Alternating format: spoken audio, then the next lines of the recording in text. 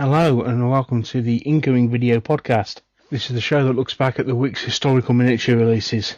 This is episode 31, which looks back at the releases for week ending January 22nd of 2010. I'm your host Neil Shook.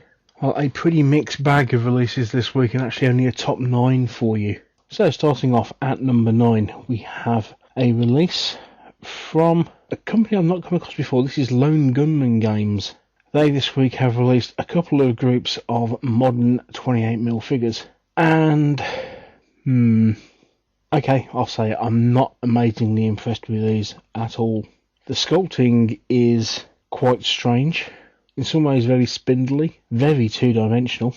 Well, considering 28mm market these days, I seriously just don't think these look to scratch when it comes to modern civilians. Disappointed with these.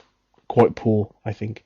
Number 8, and we have a release this week from Essex Miniatures. This is a 28mm figure, and this is of an English Civil War type of era executioner with a two-handed sword.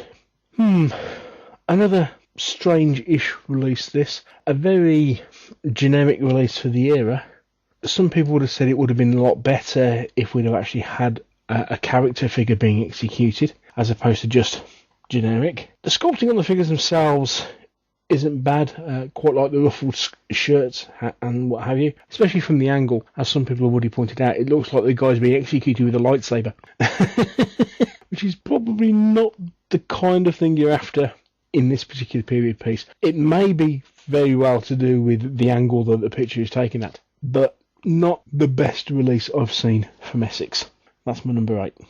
Number 7, we have a series of new releases from Eureka Miniatures. Now, Eureka have dabbled in the past previously with 40mm figures, primarily with cowboys. They've turned this time round to Romans, and a fairly mixed bag, it has to be said. First of all, we have a Roman Emperor. Yeah, not bad at all, this one. Then we have a Senator. Yeah, it's okay. And then we have Roman citizens, male and female, and then various slaves.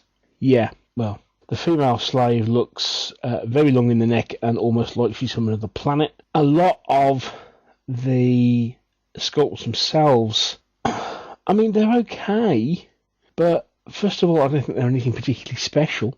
I really think they've got the faces wrong. The faces seem far too round. I mean, the Germans look alright, I suppose, but especially when you compare these to a lot of other 40mm figures, especially when you look at things like the Perrys, and what HLBS do, and even what people like Old Glory do in their Sash and Sabre range. These aren't up to it. They really aren't. And the faces, I think, more than anything, really let these figures down. Not great. On to my number 6, and we have a new release from Victory Force. Haven't seen anything from these guys for a while, so it's nice to see something new. And then we come on to what they've done. And here we have a set of gamers and some sci-fi geeks. Strange and a little bizarre. The gamers almost look like a slightly left turn cast of Larry Leadhead. So in some ways they'd actually be quite good as a set. The nerdy gamers, I suppose they're okay, but I really wouldn't find much of a use for them. And that goes for both of these figure sets. I suppose you could have them as civilians, maybe in a sci-fi game, but not overly impressed. That's my number 6. On to my number 5, and finally we start getting into miniatures that I actually like this week. And we're down to number 5. Now, these are produced by Thanatos Miniatures, who are actually distributed by North Star in the UK. We've got 2 releases this week, both of Dark Age cavalry. First up we have some Saxons, and this is the command pack, commander, musician, standard bearer. The kind of fairly standard dragon standard bearer that you'll come across in a lot of Saxon armies these days. So I suppose it's kind of meant to be something maybe a bit like Arthur. Yeah, I think the horses maybe are a little bit thin. Having said that, they're nice dynamic sculpts. Not too bad as far as horses are concerned. I've certainly seen a lot worse. The figures look okay. Second set are Pictish cavalry. Again, a decent enough release. Reminiscent in a lot of ways of something like Gripping Beast.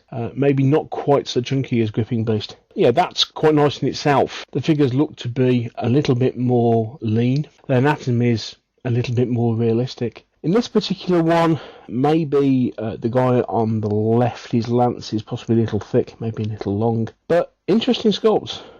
Might be a pain to base looking at the bases of the horses in both of these. They're very thin bases. These are the first miniatures I've seen from Thanatos, and yeah, they look quite promising.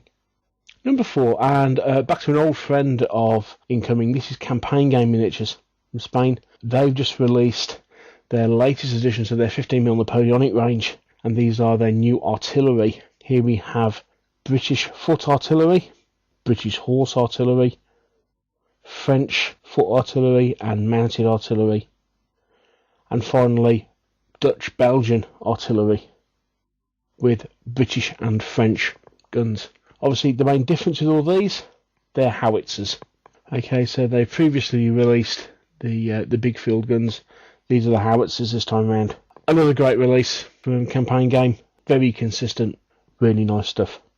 So, top 3 time. And it's back to Eureka Miniatures. Their other release this week has been from a company that they distribute. These are actually AB Miniatures. These again are 15mm. 2 sets of stuff. We've got Roman legionaries marching, and also we've got a wagon as well.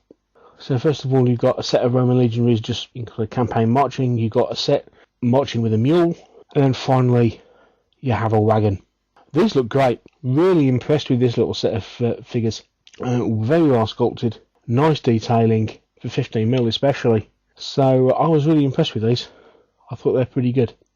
So that's AB Miniatures, available from Eureka in Australia, in the UK from Fighting 15s, for example. So on to number 2. And yes, you see right, number 2 we have Foundry. Not too sure which way to jump on this one.